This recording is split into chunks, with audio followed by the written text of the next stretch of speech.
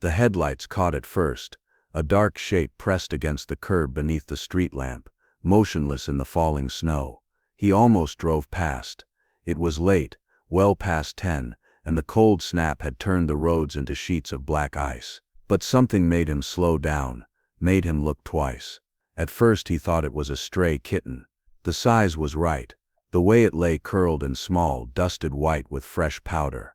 But as he pulled over and stepped out into air so cold it seized his lungs, he saw the markings, spots, rosettes scattered across a tawny coat, already stiffening with frost, ear tufts that stood too tall, too wild, paws that were oversized. He built for something other than laps and windowsills. Not a kitten, a bobcat. He knelt down, the wind cutting through his jacket, and carefully touched the small body, rigid, ice crusted along its whiskers and the delicate fur around its nose. Its eyes were shut tight, lips pulled back slightly, exposing tiny needle teeth. No breath, no movement. He pressed 2 fingers gently against the chest and waited. Nothing. Then, barely, a flutter. Faint, irregular. But there. He didn't hesitate. Peeled off his coat, wrapped the frozen kitten inside and ran back to the truck. The heater roared to life as he cradled the bundle against his chest, feeling the terrible stillness of a life hanging by a thread. The drive home was only 10 minutes, but every red light felt like an eternity. Inside, he moved fast, cleared the coffee table, spread out thick towels, set a heating pad underneath on the lowest setting. The bobcat lay limp as he unwrapped it, limbs splayed unnaturally, head lolling to one side. He filled a hot water bottle, wrapped it in a thin towel, and tucked it carefully against the kitten's belly. Then he began the slow work of warming frozen tissue, patting the coat dry with soft cloths, rubbing gently along the legs and paws to coax circulation back. The fur felt wrong beneath his hands, coarser than a house cat's, thicker, even soaked and matted. It held a wildness he could feel in the texture, something that didn't belong indoors, didn't belong in human hands. He checked the mouth, pale gums, tongue dry and cold. He dipped his finger in warm water and let a single drop fall onto the tongue, then another. The bobcat didn't respond, didn't swallow. He kept working, patient, methodical, the way he'd learned years ago helping injured barn cats through rough winters. "Come on," he whispered. "Just breathe. Just keep breathing." An hour passed, then another. Slowly, agonizingly slowly, color began returning to the gums. The body softened, limbs losing their frozen stiffness. The chest rose and fell in shallow, uneven rhythms, but it rose and fell. He sat back on his heels, exhausted, and checked the time. Past midnight. He should call someone. A wildlife rehab center. A vet with exotic animal experience. Someone who actually knew what they were doing. But it was the middle of the night, and the kitten was so fragile, and he didn't know if moving it again would undo everything he'd just fought to stabilize. "Just one night," he said aloud, to himself, to the silent room. "That's all. Just get you through tonight. Then a rescue center will take over." He adjusted the towels one more time, made sure the heating pad wasn't too hot, and leaned back against the couch. The bobcat lay motionless except for the faint rise and fall of its ribcage, alive but barely. The wind rattled the windows, the furnace hummed, and somewhere in the back of the house, he heard the soft pad of paws on hardwood. Milo, the old orange tabby, appeared in the doorway, backlit by the hallway nightlight. 15 years old, half blind in his left eye, moving with the careful deliberation of a cat who'd learned to trust his remaining senses. His ears were forward, his tail low but neutral. He stood at the threshold staring. "Hey buddy," the man said quietly, keeping his voice soft. "Just stay back, all right? This one's not like you." Milo didn't stay back. He moved forward slowly, one measured step at a time, head lowered, nose extended. The man tensed, ready to intervene. Bobcats were predators, apex hunters, even as kittens, and Milo, arthritic and aging, wouldn't stand a chance if those instincts woke up. Even a weak swipe from those oversized paws could do damage. But Milo showed no fear. He reached the edge of the towels and stopped, studied the bobcat with those amber eyes, pupils wide in the dim light, sniffed carefully along its head, down the length of its body, taking in the scent of something utterly foreign. The bobcat didn't stir, didn't react, too weak, too far from consciousness to register anything happening around it. The man held his breath, waiting for the hiss, the retreat, the moment Milo's instincts would kick in and tell him to run from the wild thing lying on the coffee table. Instead, Milo sat down, not beside the bobcat, not across from it, against it, shoulder to flank, hip pressed against the bobcat's side. Milo settled in as if he'd been invited.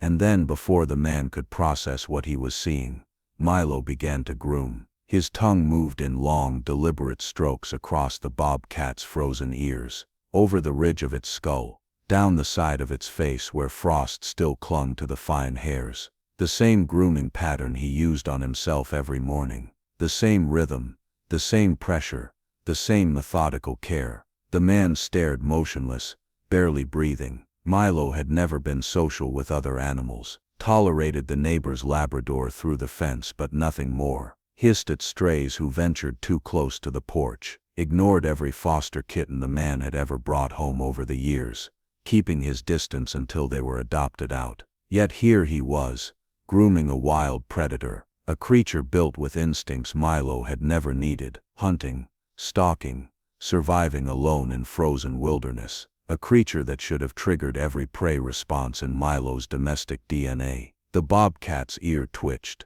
just once, a tiny involuntary response to the warmth of Milo's tongue. Milo kept grooming, unfazed. His purr started low and deep, vibrating through his chest, through the contact point where his body pressed against the bobcat's, a sound meant to comfort, to soothe, to signal safety. The man couldn't move, couldn't look away. He watched as Milo worked along the bobcat's neck, behind its ears, across the delicate bones of its face, watched as the bobcat's breathing deepened slightly, its body relaxing further into the warmth. One tiny paw stretched out, flexing once before curling back in. Milo adjusted his position, tucking himself closer. He laid his head down on his own paws but continued the grooming, slower now, gentler, interspersed with long moments of simply resting against the bobcat, sharing warmth, sharing presence. The man sat on the floor,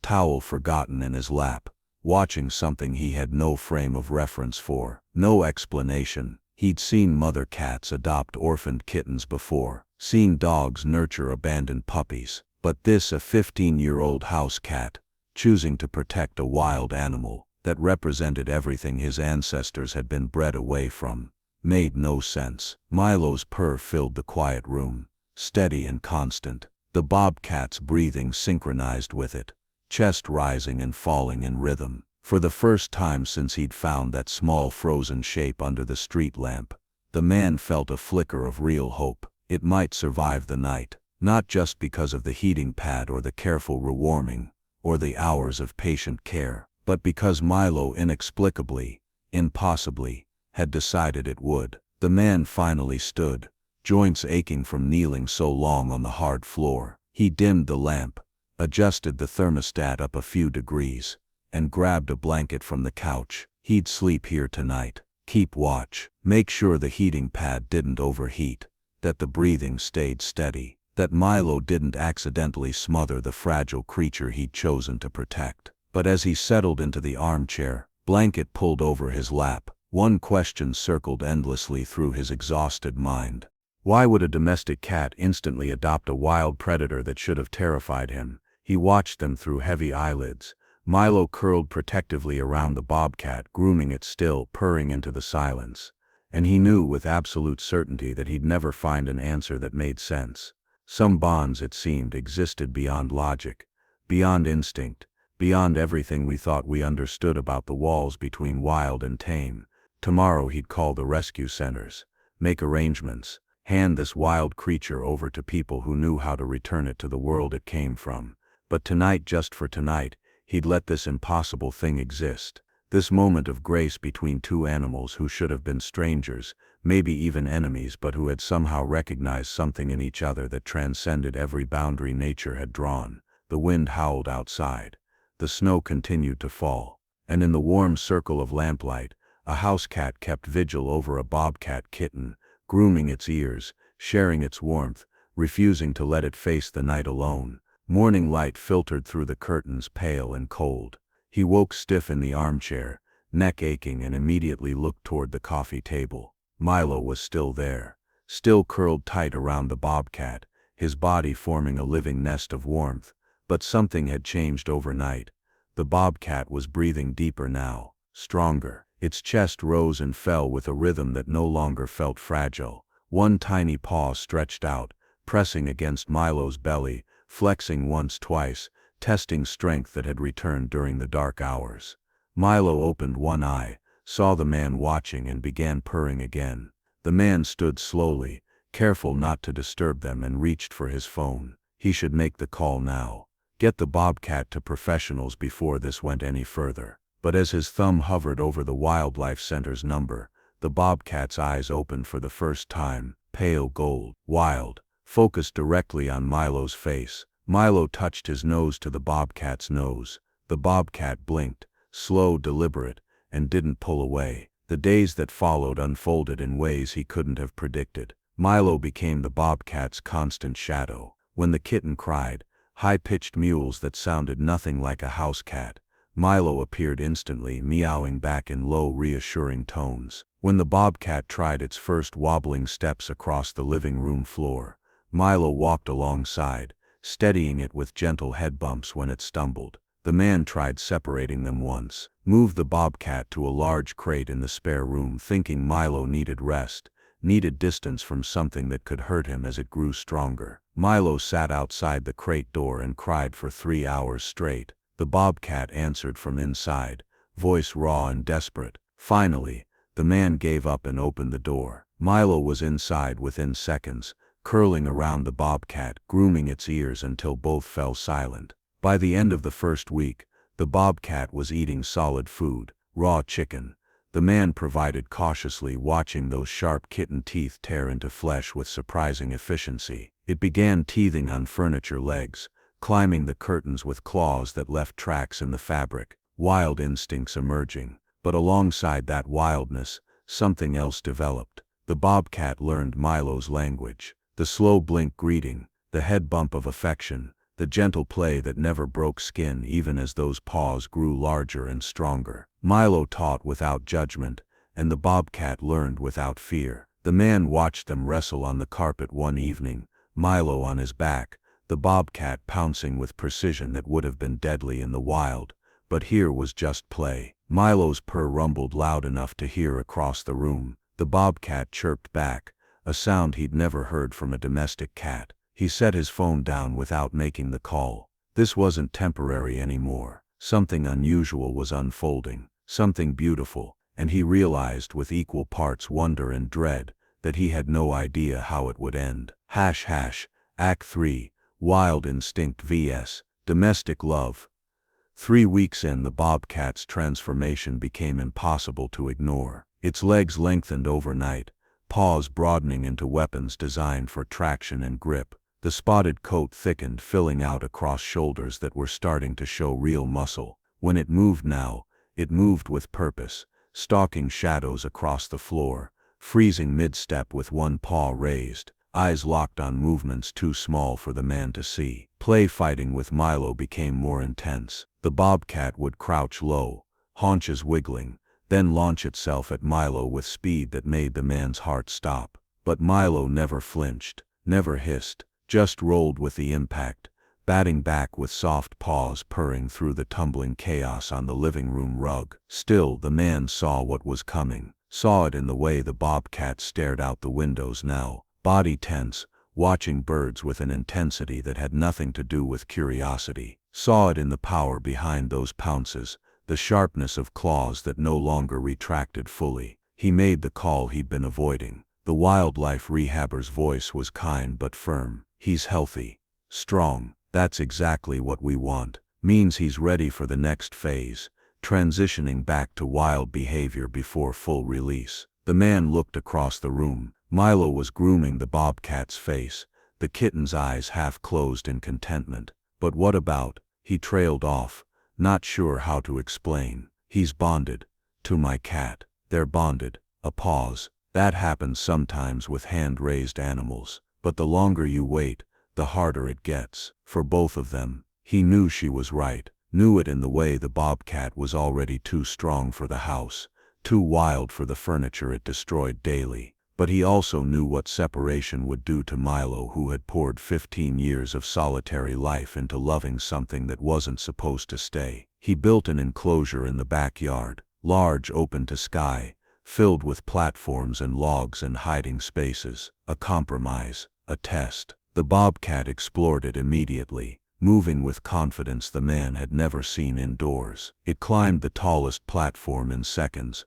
surveyed the yard from above, then dropped down to stalk a beetle through fallen leaves. Every movement was precise, predatory, beautiful, but every evening without fail, it returned to the glass door, pressed its face against the panes, staring inside, looking for Milo, and Milo sat on the other side, paw raised against the glass, crying. The man stood between them, hand on the door handle, paralyzed by the question he couldn't answer. Was returning the bobcat to the wild the right thing to do, even if it meant breaking both their hearts? The stronger the bobcat became, the clearer the answer should have been. But it wasn't, because love, it turned out, didn't follow the rules of wild or tame. It existed in the space between, in the impossible bond between a house cat and a predator, who still searched for each other through glass every single night. Act 4.